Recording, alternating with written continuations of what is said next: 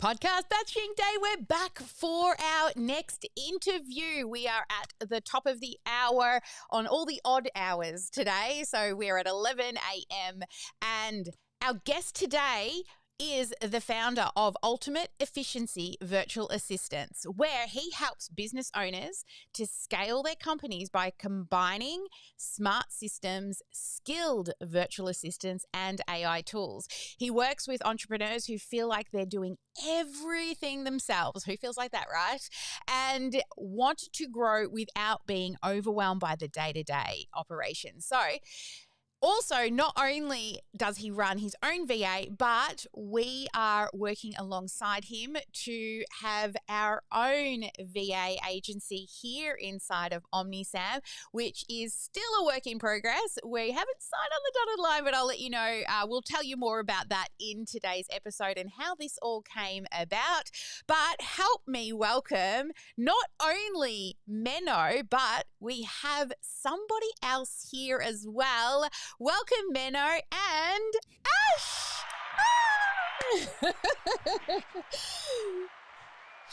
Hey, Menno. We are hey, Ash. all here. We are. So on our last episode, Ash was a podcast bomber. She just kind of jumped in on our last interview and we thought, hey, Ash is starting to get into this podcast thing, so let's bring Ash in and she can join the conversation with you, Menno. But welcome to Strategy with Sally. Lovely to have you here. Before we get into today's content, tell me a little bit about where you started and why you started the VA agency. Well, first of all, I got to say thank you for that great introduction because it was a really good introduction and because it gave me so many things to think about and things that I wanted to share already just from what you mentioned in the introduction. My mind is racing at a mile a minute. So my introduction to, well, the company's called Ultimate Efficiency. My first foray into efficiency was when I was probably about 4 or 5 years old, and I noticed that there were borders around road signs. And I thought if the government cuts those off, remelts them down, they'd be able to make so many more road signs if they do that. And I was always looking for different little efficiencies. Then instead, I went into hospitality, had a cafe, started business coaching people after that. And then I noticed that I was doing everything by myself, like you mentioned. And it was just too much. I was going crazy. I wasn't sleeping. And yeah, it was all headed downhill. So I got my first virtual assistant, made some mistakes, learned from that. Moved on, did another one, learned some more from that, and eventually got the hang of it. And then from there, all of my friends started saying, look, we've noticed that your business is doing better, that you're not as stressed, you're sleeping more, you're happier, everything's going so much better.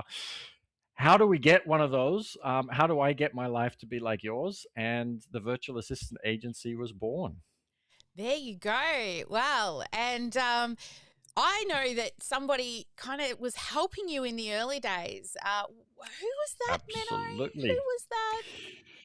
So it was somebody with a very sparkly personality who has very beautiful hair. I wonder who that might be. I'll let the audience guess who that could be. This is a Yes. podcast, so people can't actually see you. So Oh, they'll have to sneaky know you surprise, to know Menno. This is that you being have streamed rainbow live. hair. Oh, we're also being streamed live? Okay, well then in that case, no problems. Sneaky surprise for you there. Originally, because I had this, all of our clients were wanting VAs and always asking about VAs. And I thought, let's go and start another business with Menno because we, got on really well. But then I realized partway in, it's too much trying to do two things and run two businesses as well. So I'm like, here, take the reins, off you go, Menno. And how long have you been running the VA agency for now? So we started about 2 years ago together, and then it's probably been about 1.5 years now, Yep. 1.5 years that we have continued working together, but not on the two businesses from that point of view. Yeah. And so recently I'm like, okay, Menno, you've got this thing up and running. It's looking awesome. Let's collaborate. So that's where we're going to be bringing and training up VAs in the OmniSam software ready for you guys to look at hiring. But that's we're still in the paperwork stage of that agreement right now. But just a little hot tip to everyone who's thinking, wow, OmniSam has all of these things for you. But guess what? We're going to have VAs for you soon that will get certified in OmniSam. Well, look, what I might do is, I think Ash is looking for what the questions might be. I'm good. I'm just letting everybody know that we're here. So Ah. that's where I'm at. Very exciting. And yeah, talking about like documentation and things like that. How good is having a VA to help you with those things? Wink, wink. Oh, there are so many things that I just wouldn't want to do anymore by myself, or just can't really do that well anymore because there are VAs who can do it so much better than me. Yeah.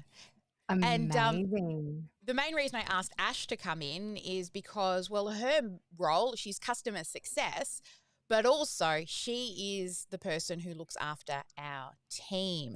And you working with teams, I thought that would be a really good conversation for the two of you to have around actually having and running a team, because I know a lot of business owners, it's a hard decision to start hiring. One, it's the expense of hiring, but then once you start hiring, it's like finding talent is a whole other beast in itself. But I'll leave it to the two of you to really talk about, what and how to manage teams, because I've struggled. That's why I got Ash on board, was specifically because that's what her background is. And you are constantly working with business owners to build teams. So, yeah, please share around running and managing teams. Perfect. So I'm going to ask the first question, if that's okay with you, Menno. How Yes, go are ahead. businesses actually unknowingly losing that money due to inefficiencies? I think you said it was about $100,000 that people are losing due to inefficiencies. How? What is it? Please tell me more. Correct. So, for example, clients want things quicker and quicker nowadays. Everything has to be faster and faster. People don't really have time to look at videos, and they'll look at something for 5 seconds and then scroll to the next thing if they're not interested by it. So, the same thing happens. If you are running the business by yourself, emails come in, people are inquiring about your business, they want to know more about you. And the mistake that a lot of business owners make is they think that if somebody is a tradie, or if they are, it doesn't really matter what kind of business you are, when inquiries come in and they think, oh, that person is just looking at me, but they're looking at 5, 6, 7 different businesses at the same time. So if I don't answer immediately, if it takes me 24 hours to answer because I'm busy with clients, I'm doing something else, I'm doing some admin, I'm doing whatever it is that I'm doing for my business, and it's all important, it has to be done, but it keeps me away from answering that email. So in the meantime, they've received an email from somebody else and they do business with that person potentially, rather than doing business with us. Even if Yeah. our business is better, if we can do it faster, if we can give them better service, it doesn't really matter. And that's one of those really interesting principles in business. You can Speed to have the lead, best baby. product. If you're not out there, if people don't know, if you're not answering quickly, then you're going to lose that business. So I've done some calculations on a number of these different types of leaks that businesses have, and it can come up to about 100,000, because you might be signing up 2 extra clients per month, per week, whatever it is, because you're now answering the emails immediately because you have a VA. They're answering the emails as soon as they come in. People engage with you, so they're more likely to then sign up because you're the fastest to answer, and it just makes a huge difference. And the cost of a VA, I call it cost in this case, but really it's an investment. It's an investment because you're paying somebody that is going to bring these 2 extra clients. If you know how much your profit is on those clients, the cost of the VA is probably a lot less, meaning that you're investing a little bit of money in order to be able to make whatever it is that your margin is per signed client, because you're now answering your emails immediately. Yeah, amazing. And yeah, speed to lead it is really, really important. I think Sally and I were actually discussing it the other day. If you don't answer within 5 minutes, you are losing, I think it was 40% of your chance to convert that potential client. Within 24 hours, 90% from what we were talking Yes. about the other day. So, 5 minutes makes a huge difference in terms of contacting that person and helping them. Um, and things like and I'm sure you're going to get into it, but the smart systems that allow things to happen in the background so that you have a chance to pick up the phone and give them a call and really be that first person. Um, yeah, really, really good points. And I think, why do you think most entrepreneurs get stuck when they're trying to scale? Like, what is it that really sticks them that they don't understand? It is probably being very insular in you're running your own business and you're not really having a look at what else is going out there. So if you, for example, think, well, it doesn't matter if I answer, I've got enough business coming in at the moment. People don't see that they're leaving money on the table. They don't realize that having somebody is going to make things a little bit faster. Because I might think, well, I'm busy. I've got all these different things that I need to do. But having somebody else send the email, it doesn't mean necessarily that they're going to get the business immediately or that they're going to be able to speak to you immediately. But you can at least put them into a holding pattern and say, look, we've seen your email. We know that you exist. We know that you have a problem, and we have time at this time later today to be able to speak to you. It keeps the ball rolling rather than, oh, I haven't heard from these people, but I've heard from these three others. Let's make a choice out of those three because I've got a burning problem. I got to get it done now. I think it's a lot to do with where are you at in your business? How busy are you? And are you looking around to have a look at what the challenges are? Or are you just putting out fires, running around from one thing to the next? Yeah, absolutely. And as a business owner, you do have 1,000 things on your list. 1,000 things on that list that you need to do. And every single one of them, like you said earlier, is absolutely important. But you can't focus on 100% of the tasks. You need to be focusing on the tasks that bring the revenue, bring the money, creating innovation and allowing the business to move forward. So, 20% for 80% return. And being stuck in the busy work doesn't serve your business very well. That's not to say the busy work is not important. It absolutely is.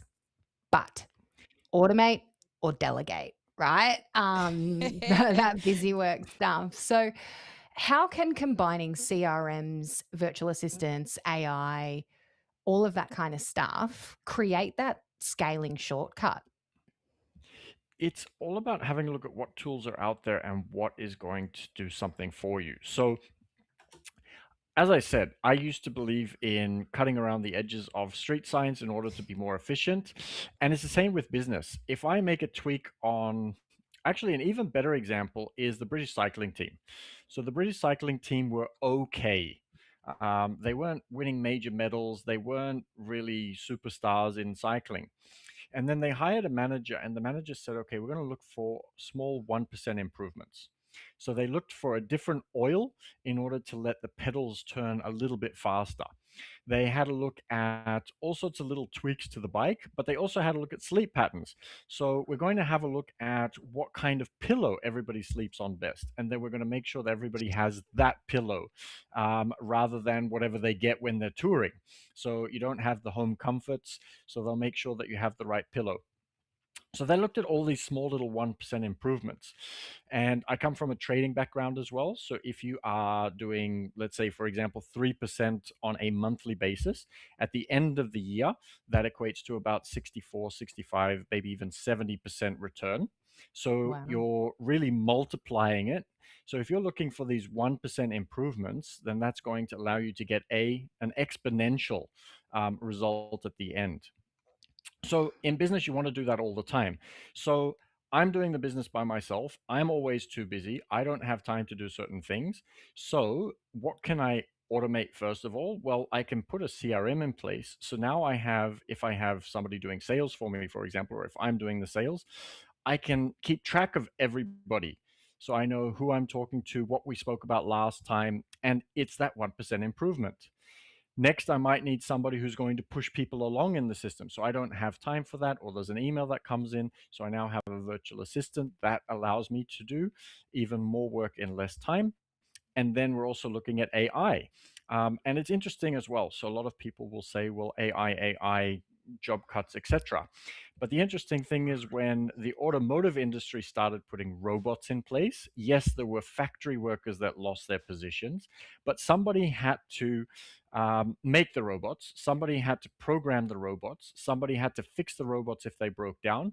And if we went from car model A and we changed it to car model B, the robots have to be reprogrammed because they're not going to be riveting in the same place. They're going to be riveting in different places. So now we need somebody who's going to change the programming so that we can go from car model A to car model B. Because obviously, if it rivets everything in the same place as car model A, then car model B is going to break and it's not going to You got work. holes in your mirror. Absolutely. So it's all about these efficiencies. And the more you can start to implement them over time, the better the business will be. If you say, I am fine the way that I am, and I'm not looking for things that are going to be better, then your business is going to stay where it is or move backwards. 100%. I can completely relate. So, one of the things Sally and I were talking about it actually last night is my role as customer success is to look for problems on purpose. It's to go hunting for what's broken and find it before anyone else does, and then figure out the strategy to fix it. Then you need your implementer, right? The person who then goes and does the homework and does the stuff to get the job done. In most cases, that person is the business owner. They don't have an Ash, hello, hey, hi, everyone, who's reading the documents and going through them with a fine tooth comb. They don't have that person who's hunting for issues, and they don't know them until it's already down to the wire. So, I guess, what are the common mistakes that entrepreneurs are making when they're delegating tasks or building their systems? Yeah, what are they doing? So the biggest mistakes that I see are, first of all, not having actual standard operating procedures. So the business owner doesn't know what they're doing. They're making it up on the fly every single time. So when they have chaos, they're going to pass the chaos on to the VA. That's the first one. The Hmm. second one is management of a virtual assistant. So if I've never worked with somebody, obviously I'm not really sure of what I'm supposed to be doing. But when I give a task, very often we take shortcuts. Oh, can you do X, Y, Z? Without really going into the detail of what X, Y, Z is. So I have a whole formula that allows you to do a really good prompt for somebody. It's similar to AI as well, by the way. But what I'll do is I'll make sure that I've ticked all the boxes. So, how is this meant to be communicated? What does success look like in this task? What resources are you going to need? Are there any missing resources that I haven't given you? And so I get that information back immediately. What I'll also do is I'll make sure that the person that I'm working with is going to recap what I've told them. So this is the task, and I make sure that they've actually understood, because a lot of Mm. people will say, "Yes, I understood that," haven't actually understood it, go work on something for half an hour, and then come back with something that isn't what I actually wanted. So if I get them to recap, I know that they've actually understood what I've said. And then what I also do is I'll get them to give me an update after about 10 minutes so I can see if they're on track. There used to be this diagram that I'd draw. We want to go from point A to point B. Let's say that's at the bottom of the screen and the top of the screen. And we want to go in a straight line, but very often when I give people homework for their business coaching, for example, they'd go off at a tangent. So they'd change the homework. They didn't like the way that I'd set the homework. They do it differently. And so they end up at some point C a little bit further up. Now, if they've been working on that for a whole week, then they're far Yeah. off the mark. Yeah. If I catch them after about 10, 20, 30 minutes, or after the first day, for example, with business coaching homework, then they're still relatively close to the direction that they were supposed to be going. They haven't been working on something, wasting time on something different to what I asked them, and Mm. I can direct them back. So it's the same thing. I give somebody a task, and after 10 minutes, I get them to send me what they've done up until this point, and then I can see if they've misunderstood. And if I say, for example, I want you to book people for an interview, they might think that it's going to be an interview for staff, but really it's an interview for an article. So it's a very different type of task, different outcome that we're looking for. And so after 10 minutes, I can see, oh, they haven't understood. They've understood that they need to do an interview and get that sorted, but they think that it's for staff and not for an article. So then obviously I can quickly get it rectified rather than at the end of the week, when the deadline's due and we need to have everything ready, we've gotten the wrong thing back. Oh my goodness, Menno. And this is a big part of learning how, when I was hiring, getting a VA and then giving them a task and then realizing that it hasn't ended up exactly the way I wanted it. And it boils back down to me. I haven't been clear up front and actually laid out the action plan and the step by step, because I've noticed through hiring over the years, there are sort of two different ways. There are what I like to call the VAs, the virtual assistants, that they're doers, right? They get the job done, but they need instructions on all the things they need to do. So they're just checking the boxes. And then we've got the thinkers. They're more of your EAs. They're the ones that you can just give them a high level overview, but then they're very good at problem solving and thinking outside the box, like Ash is, right? Very much a problem solver. And they love that and they thrive on that. And the differences in the way I will present the work to an EA versus a VA is very different, because, like all of us, we're all built differently and our brains are wired differently. And some people just like to have those check boxes.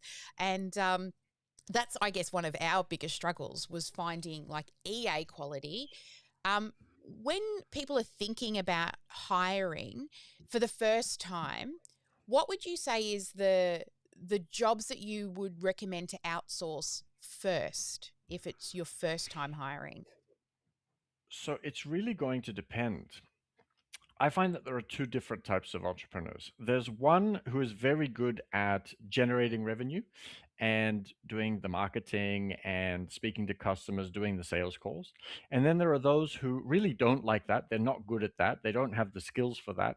And they're very good at certain other tasks. So they might be more the CEO who's thinking about the future direction of the business, or they might be better at more admin tasks. Or dealing with the customers rather than closing the customer and marketing to the customer. So it doesn't really matter which one of those two you are. You want to always find the efficiency. So if you are very good at marketing, I like to say, let's say, for example, if you are a 4 out of 10 in marketing, so you're not that great at marketing, then you want to hire somebody who's a 9 or an 8 out of 10 at marketing, because they're going to be able to complement the thing that you're not so good at. Because you're only going to, even if you study and get better at it and do your best at it, you might only get to a 5 or a 6. You might be lucky, you might get to a 7 out of 10, but somebody's going to be able to outperform you who can do it at an 8 or a 9 out of 10 level. So it doesn't really matter what you're good at or what you're not good at. You want to find people that are going to be able to complement you and do the things that you can't do. So some people will say, well, the business owner needs to generate more revenue. They need to do more revenue generation tasks. But if you're not good at that, find a VA or somebody else who can do those for you. If you're snowed under in admin tasks, then get somebody to do those admin tasks, because it's taking you away from your core competency of, maybe it is marketing, but maybe it's actually dealing with customers or finding solutions that customers need solutions to. It doesn't really matter what it is, but I actually have a checklist that I go through with clients, and we have a look at two things: not just what your skill level is in that area, but also how much you enjoy it or like it. So we'll prioritize, first of all, the things that you don't like and that you're not good at, and you give those to the virtual assistant, and they're going to be different for everybody. So that's why we have the checklist. You go through, you score everything, and then we can see, based on that, everything that you are not good at and that you don't like gets delegated first. Anything that you like but you're not good at gets delegated next, and then everything else you're most probably still going to be doing yourself. until you can get that business that's going to run completely by itself and all the staff run everything and you go on your beautiful holiday to a Caribbean island or something. Get off L- the tools. Get off the Oh my gosh, we're tools. Correct. going. We're hopefully traveling overseas in the next 12 months. I'm very excited. Um, One thing I want to ask, and it's really prevalent at the moment, is the psychological safety of your team, making sure that they feel comfortable to speak up if they're struggling, because that's something that we do notice. Like you said before, yes, I understand. Yes, I've got this. Mm. And then we go and do the work, and you've got your 10-minute stopgap. But encouraging your teams to speak up and say, hey, I'm not having a great day. Hey, this is beyond my wheelhouse. How are you with your VAs? Because it can be more difficult remotely. You can't see them. You're not with them. You don't know what's going on. You might have them in Zoom or something like that, but there's a bit of a barrier there. How do you help promote that bonding and psychological safety amongst VAs and business owners? Even a step further, with a virtual assistant, it's dual because you have not just the remoteness, but it's also a different culture. So certain cultures are going to be much more polite. They're not going to say if they have a problem. They feel that they should maybe keep working through issues.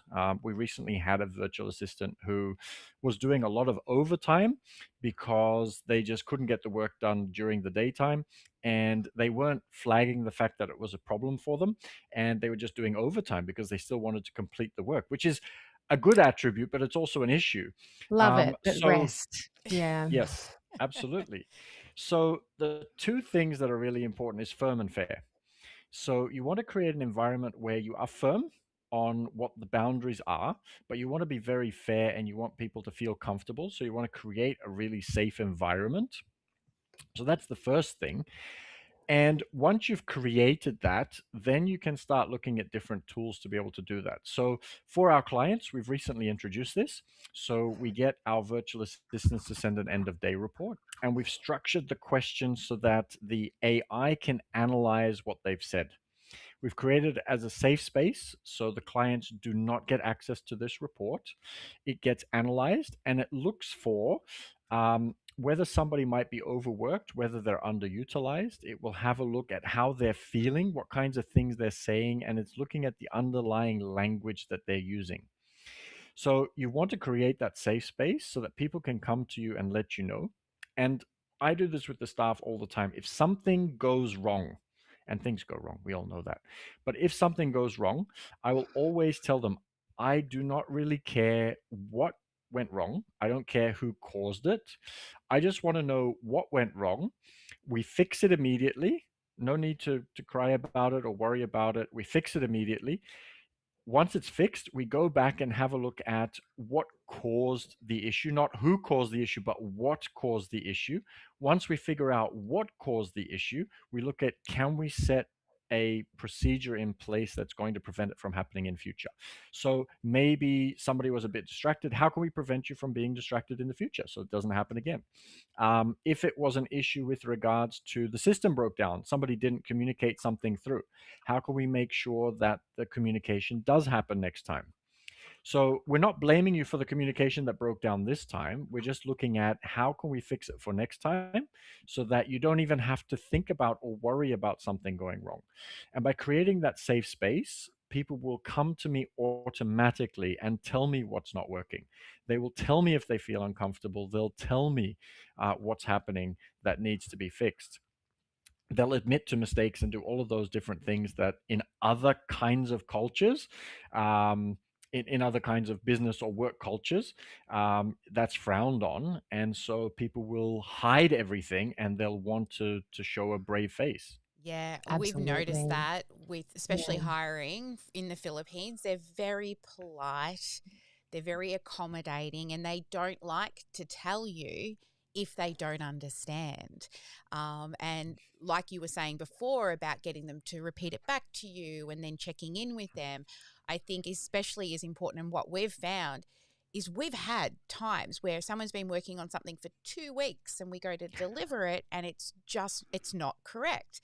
And that all back again falls on me for not checking in, just assuming that they understand, and assuming that they're like us. Like here in Australia, if you don't get it, we will interrupt you. Like we're not shy at coming forward and, asking questions and saying that's not right. Whereas in the culture in the Philippines are very much more polite, and they want to be good at what they do. And they're scared, they're more afraid to ask for help, as in it might make them not look as smart, I guess. And so that has been a big learning curve for us as well, is owning the responsibility when our team doesn't perform. It does still come back to the leadership as well, and making sure that we It's put those things in place. exactly. If a team member doesn't perform, you have to look at yourself first. You can't look at the team and go, well, you didn't do it. No, no, no. Did we teach them? Did we give them development time? Did we allocate time to develop and give them that material in multiple different ways, whether it's via audio, written, video, or kinesthetic, so both? At the end of the day, we lead the charge, and we've got to put that time aside to allow them to learn and ask questions and make mistakes and learn from that as well. So, allocating time for those people, firstly making them feel safe to speak up, and then investing in their training so that they can do what it is that you want them to do. You can't hand a Ferrari to someone and say, hey, build my Ferrari, but no instructions. Well, I mean, my partner maybe, but most people know. So, giving that development time and having systems to help you with that development. And so, utilizing AI to create training programs for your teams, and using AI to create your standard operating procedures, using automations to deliver that content at a relative basis, I think is really important.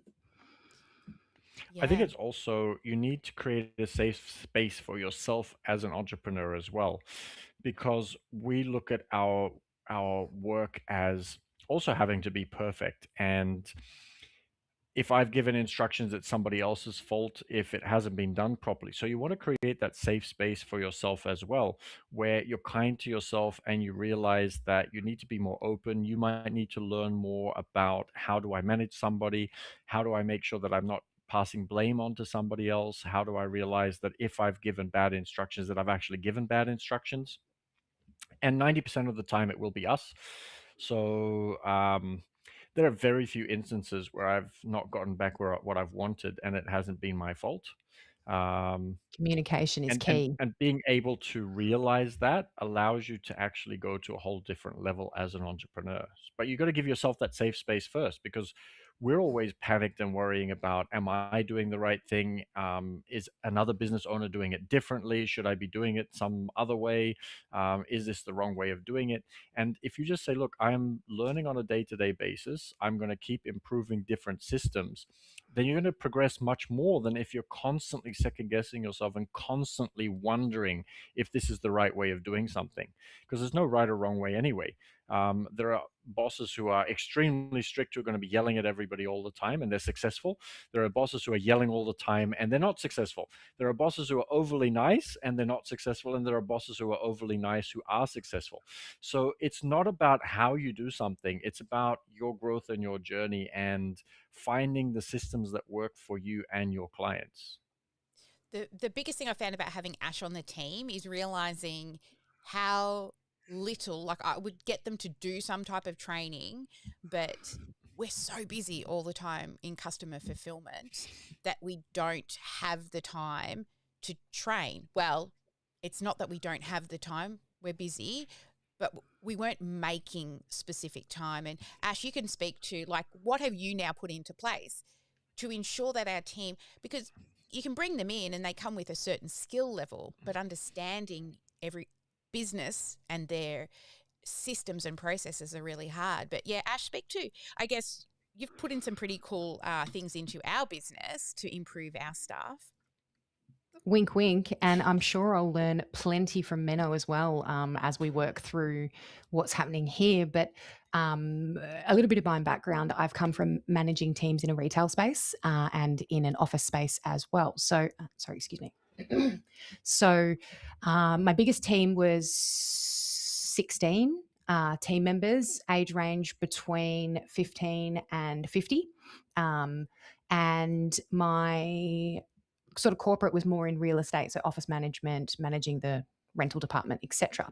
And for us, there's a lot of training provided and things like that. And I did it back then in my spare time, right? Like after work, I couldn't sleep and I'm like, may as well be productive. So I'll do my training. That is not what you should expect of your team. You cannot expect them to be doing everything in their spare time. And if they're working, they deserve to get paid. So please remember that, everyone. We love you. And for us, when I came into this business, what I looked at was, okay, we're talking on WhatsApp, we're using Slack and various other communication platforms, but we don't have an overarching view of what's happening with each person. We've got an execution plan and we're working our way through, and then we have a meeting and we're like, cool, we're going to go look at this.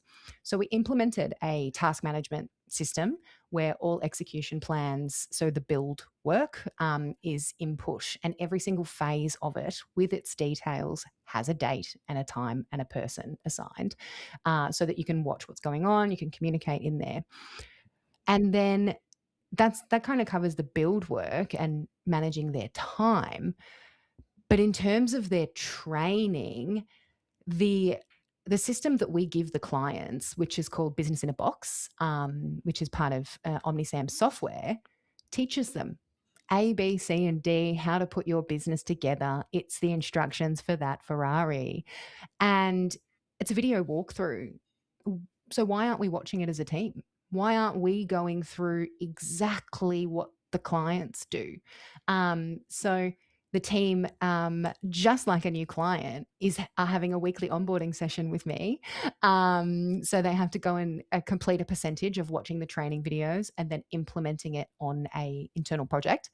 And then each week for the first 4 weeks, they come back to me, they show me their build, and we sort of work it through together, answer any questions that they have, and they're building something just like a client would. They're experiencing it from the outside, the customer journey, and learning, the steps involved in that, which I think is fantastic. And now Mondays for us, we don't generally front face for clients. We do if it's like an emergency or something's happening.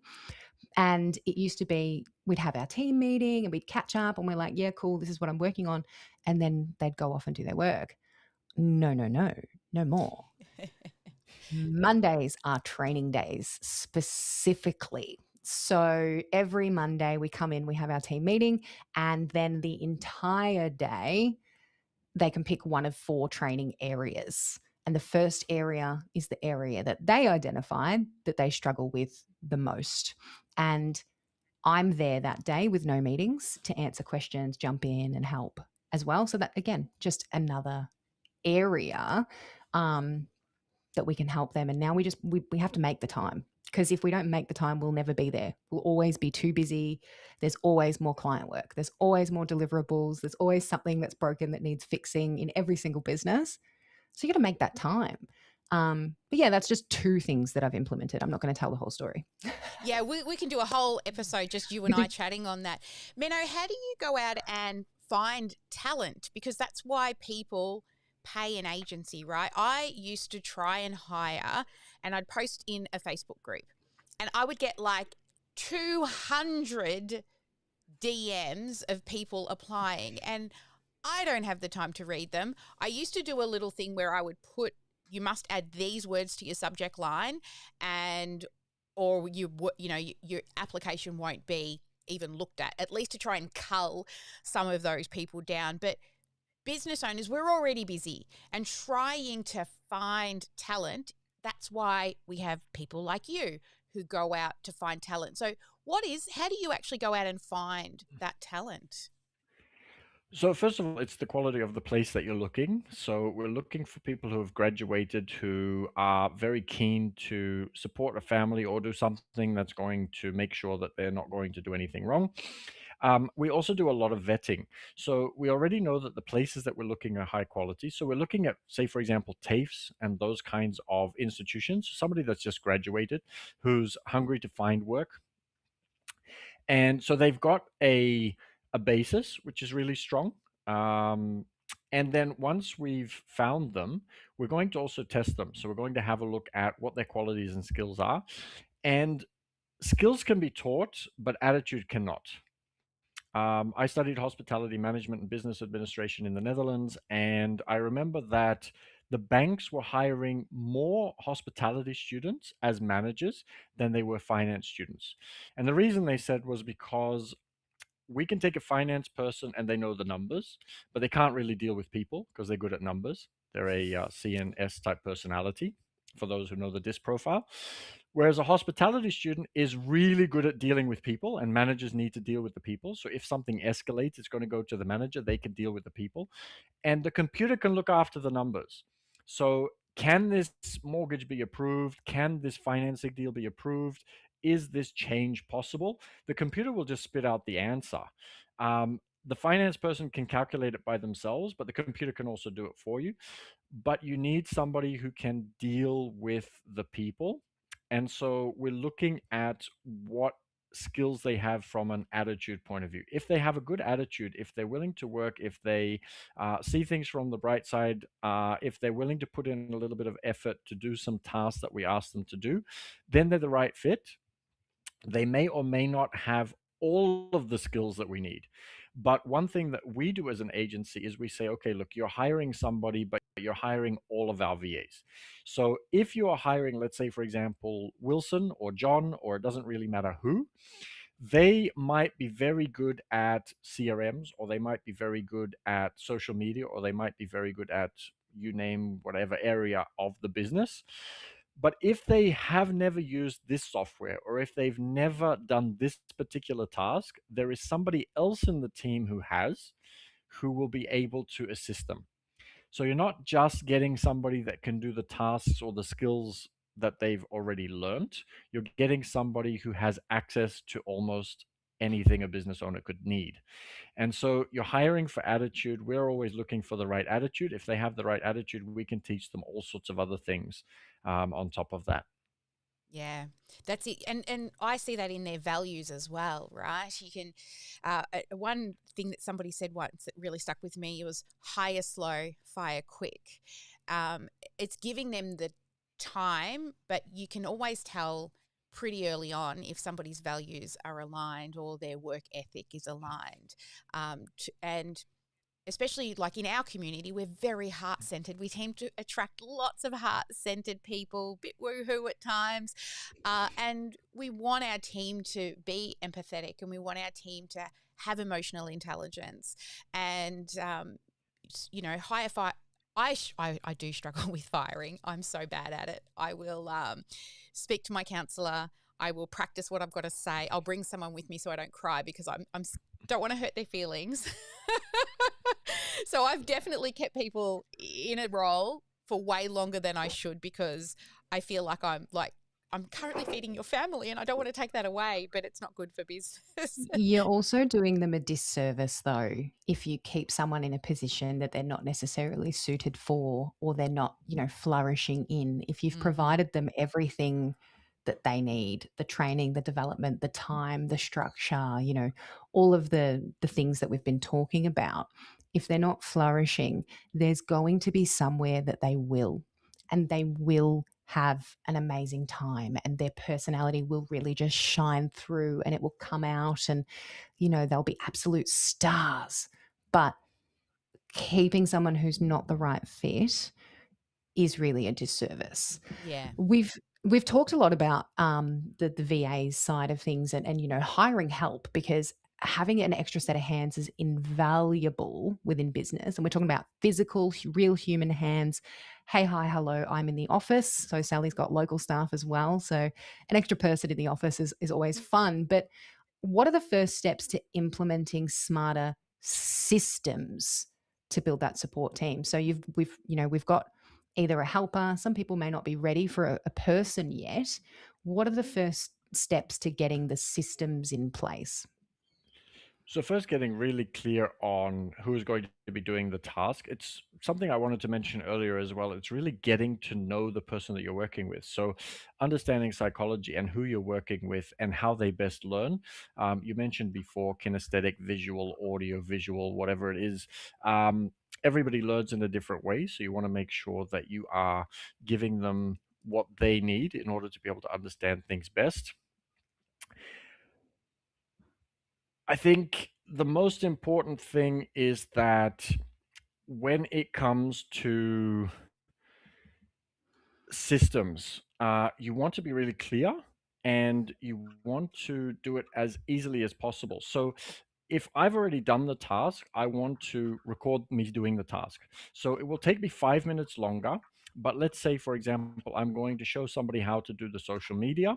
I will sit down and I will do my process for the social media and I record it. And so maybe it will take me, let's say, for example, 20, 30 minutes. I sit down and it might take me a little bit longer, 5 minutes longer, because I'm now explaining throughout the process. So I go to this page, I click on this, I do this step. And so I'm going through each step by step. And by doing it as a video, obviously the person can rewatch it. So it reduces the amount of time that they're coming back with questions or taking your time once again, because a lot of people are a bit worried that once I hire a VA, it's going to take me more time because I'm going to have to re-explain things. I'm going to have to train them. I'm going to have to do all of these different things. So the more you can avoid that, the better it is. So you do that as clearly as possible. And by having that in a video format, it's just going to make it a lot easier and a lot quicker. But you need to be really clear on what the outcome also is. So you might say to somebody, okay, it takes me 30 minutes. If it takes them longer than 30 minutes, they should be following the instructions. If they are doing it in 30 minutes, now you can have a talk to that person and say, okay, it takes me 30 minutes. You are an expert in this area beyond what I am. Are there shortcuts? Is there something that you can come up with that will be able to make this even more efficient?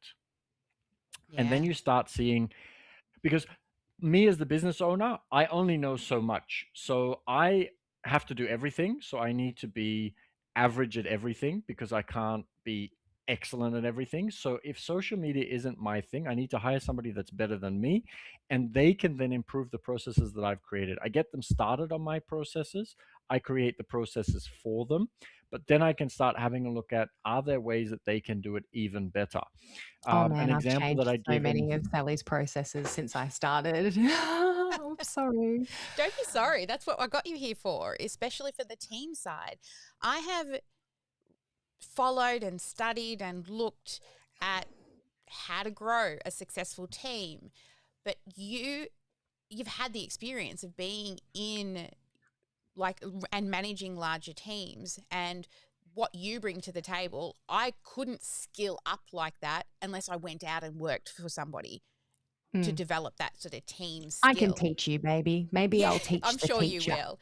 Yeah, yeah. Um, so one thing that business owners really often do, and I kind of want to touch on this, is we just fix it, right? We see the problem and we don't use that moment to teach. We kind of go, oh, it's quicker if I do it. It's quicker if I fix it. And that's Ooh. really, really rough for business owners. Yes, it's quicker, but no one learns, right? So, another thing that we just implemented, yes, if you do want to fix it and it's quicker, I absolutely get that. But the team need to know what went wrong, why it was wrong, what is the right way, and why it's the right way. So, if you're going to go and fix it anyway, now Sally must, in this instance, record herself as she fixes it. Now, neutral language, no crankiness, because sometimes you can feel frustrated and stressed out and all of that kind of stuff. But now it becomes a learning tool. And they need to go and review that because they'll see, okay, I'm looking at this and the font sizing. I'm not sure if you don't quite understand, but you have to put it in over here and then it goes everywhere. You don't have to do it one by one, etc. It's now a learning tool that we have to review. It's part of our job. So while we're reviewing, why not just hit that record button, walk our way through, and then the team can watch it back on 2x speed super quickly and see exactly what happened. Yes, it's fixed. Yes, you did it twice as quick, but the team actually learn from it rather than feel I made a mistake, the boss had to fix it, and the boss told me I did this, this, and this, and I've looked at it and I can see what it looks like now, but I don't know how we got there. I don't know the in between. So with that in mind, what would you say are the top 3 AI items or tools that you must do or must have? One for if you don't have a team yet and you're just solo and it's just you handling things, and then for when you do have a team. What are the 3 for each scenario that you would recommend? Must have. So there are so many tools out there, and each one is good for something different. But when it comes to fixing mistakes, it's valuable to well, it doesn't matter if it's AI or a VA actually in this case, because if I am going to review something, I'm not just going to show them what the actual answer is, because that's only going to teach them so much even. So if I do nothing, then obviously there's no learning if I just keep fixing it myself. So I want to show them what the fix is, what the eventual outcome is, but I also want to teach them how I think and how I come to that conclusion. So that's like the level up of that. Because now I say, look, this is how I look at the problem. Let's say, for example, as an entrepreneur, um, we need to look at it from the point of view the client wants everything as quickly as possible. So when I am doing this task, when I'm doing this process, when I'm looking at how this process needs to be done, I'm looking at how can we do it more quickly. So whenever you're looking at something similar to this, I want you to imagine that you're the client and you're looking at how it can be done more quickly, or you're the entrepreneur and looking at how it can be done more quickly. And the same works with AI as well. So, AI, it doesn't really matter which tool you're using in this case. The most important thing is that you're providing it with, and a lot of people just use AI, but you also have custom GPTs. So, hopefully, you know what those are. And if anybody in the audience doesn't know what those are, they are, and most GPTs are actually now working more like custom GPTs anyway. But it's where you're adding files and you're giving it information so that it understands more about that particular area or that particular topic so that it can advise you better. You have GPT agents who can think more deeply about a problem as well. So it's really about how much context and information can I give to the VA or the AI so that it's going to think the way I think. So now if it does a task or if the VA does a task, they're going to come at it not just this is the task, my outcome is I need to complete the task. Their outcome is I need to think of it in the way that Menno thinks of it, or Sally thinks of it, or Ash thinks of it, or the way the client's going to think about this, so that I then come at it from the same values, culture, ideas that the company stands for. Yeah, love that. When I was starting to make my own GPTs, along with that, I was making SOPs at the same time to kind of merge them both together. And I started doing SOP Saturdays because, I never put time aside to make SOPs. So my goal was to just do one SOP a week. Just sometimes it was like 5 minutes to do an SOP of something really quick. But it started to build up my library of tools there. I think it's time to move into fast talk. What do you reckon, Ash? Yes. So this is how fast talk works, Menno. What we do is you have 2 minutes. We're going to ask you a bunch of questions. They've just if this or that type questions just to get your brain pumping. I'll let you run it again, Ash. You ran it in the last interview. Let's do it again. Are you ready, Menno? I am ready. All right, let's do it. Oh, wrong button. Let's try this one first. All right, here we go. CRM or spreadsheet? CRM. Delegate or DIY? Delegate. Automation or manual? Automation. These are all Morning very easy. person or night owl? Oh, morning. We start off with the simple ones just to get you not going. me. Work from home or the office? Work from the office. Ooh. Beach getaway or mountain retreat? Both. But if I had to choose one, then it'd choose. be beach. I'm in the same boat. I don't know. AI tools or human assistance? Ooh, it's a hard one. Oh, everything has its place. But I think humans are never going to be able to be replaced fully by AI. Yeah, Agree. always need a human. Reading or podcasts? Reading, Strategic planning or day-to-day execution? strategic planning, Email or messaging apps? messaging apps, Startup or established business? startup, Outsource or in-house? outsource, Quick wins or long-term growth? long-term growth, One big project or multiple small projects? multiple small projects, because that's what everything is in life anyway. Yeah. Analytics or intuition? Intuition, I know this next one. Solo entrepreneur or team player? team player, Yeah. Structured routine or flexible schedule? flexible schedule, Learning from failure or learning from success? learning from failure. System first or people first? Awesome. Thank you, The Menno. buzzer went straight over the top of whatever you just said at the end, Ash. Not sure I'll what you ask just it. said. Systems first or people first? People first. I love that. Couple of things like I'm like, but I do like intuition, but I am a data-driven girl for analytics. So Mar's done really well with these fast talk questions. She started them out real simple to get you going, but then threw a few thinkers in there, which I loved. Well done, Mar. We love our podcast manager. Now, as always, I have to end the podcast with a statement from you. So you have to say, "Hi, I'm Menno and I sparkle because," and then insert why you sparkle. Okay, so I'm Menno and I sparkle because I am the efficiency master and I love looking at different businesses and what they can do differently because I see a lot of stuck businesses who are struggling, and with small little tweaks, every business can be really successful if the owner can just get out of their way and implement a couple of things differently and be open to the fact that they might need to make some changes. Oh, that's like, I love that, especially the sorts of conversations that Ash and I have had over the last week. Well, you boss. I feel psychologically safe enough to speak up when I need to say something, get something off my chest. And I think a really important thing is for an owner to know when they need help and say, we know that you got this. We know that you're smart. We wouldn't have created this business if you didn't have some amazing drive and passion for something in this world.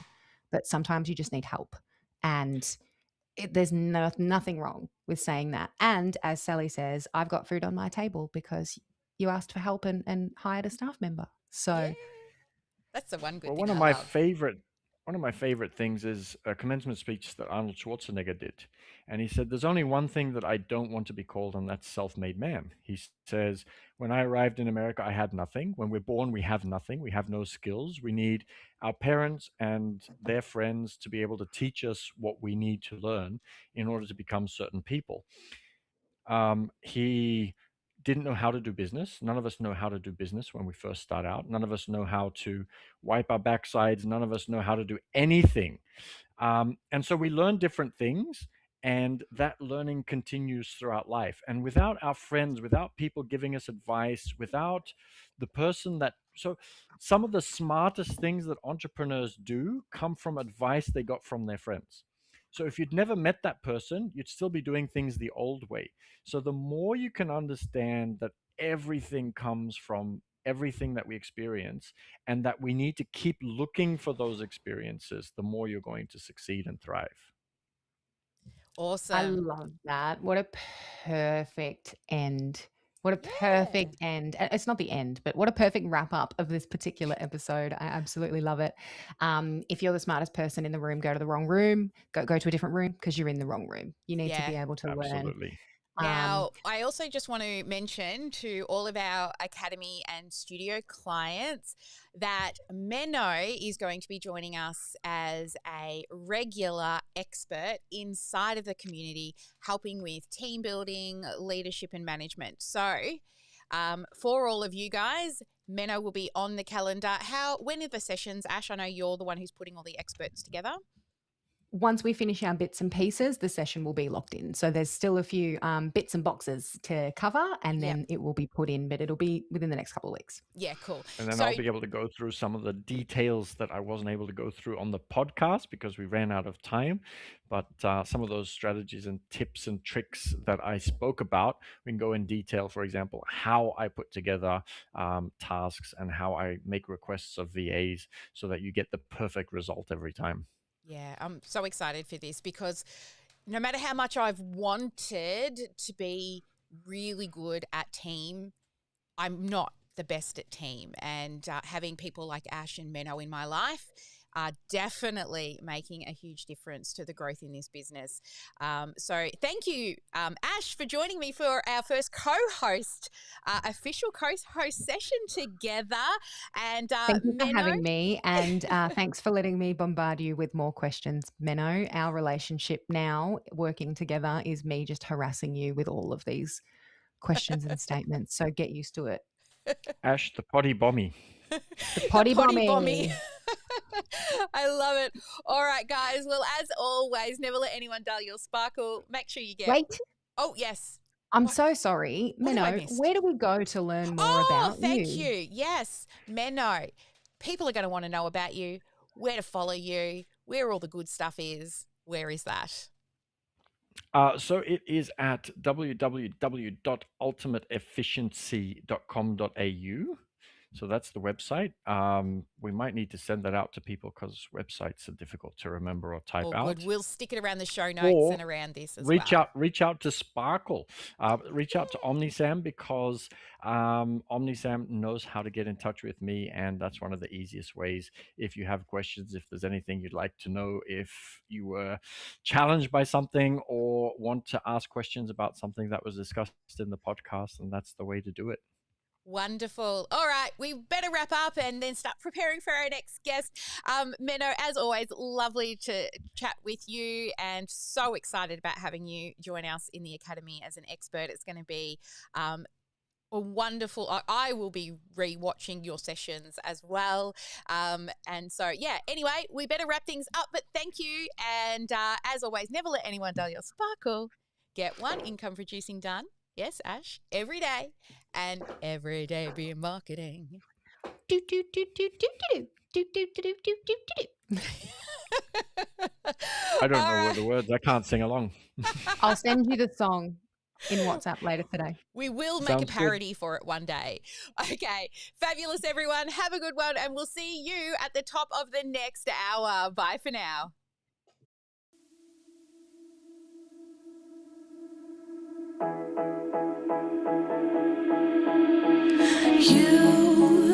You've been hiding in the shadows way too long. You always thought that you were weak, but babe, you're wrong. Yeah, you better step into the light, just give it a try. Think that it's time you let that spark out. You've been hiding in the shadows way too long.